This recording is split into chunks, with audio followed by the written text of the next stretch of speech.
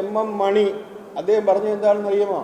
ഞങ്ങൾ 2000 രൂപ പെൻഷൻ കൊടുത്ത് അത് വാങ്ങിച്ച് തിന്നുകൊണ്ട് നന്ദിയേട് കാണിച്ചതാണ് എന്ന് പറഞ്ഞാൽ എം മണിയുടെ തന്തയുടെ വകയാണോ ഇത്? ഇത്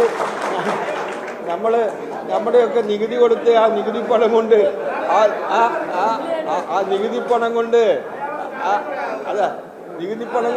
അല്ലേ ഇത്?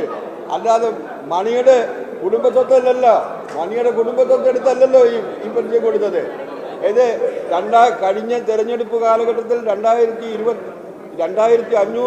പെൻഷനാക്കുമെന്ന് പ്രഖ്യാപിച്ചിട്ട് ഇന്ന് വരെ 1 രൂപ പോലും പ്രഖ്യാപിക്കാതിരുന്നിട്ട് അവസാനം തെരഞ്ഞെടുപ്പിന്റെ പടിവാതിലെത്തിയപ്പോൾ 400 രൂപ വർദ്ധിപ്പിച്ചിട്ടാണ് പറയുന്നത് ഞങ്ങൾ 2000 രൂപ ആയിരിക്കുന്നത്, ആ തുറുപ്പിയിട്ട് ഇറക്കിയിരിക്കുകയാണെന്ന്.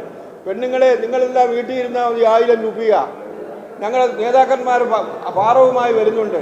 ഈ തട്ടിപ്പ് ഇതൊരു തനി തട്ടിപ്പാണെന്ന് മനസ്സിലാക്കിക്കൊണ്ടല്ലേ ഈ തെരഞ്ഞെടുപ്പിൽ പ്രബുദ്ധരായ സമ്മതിദായകർ വോട്ട്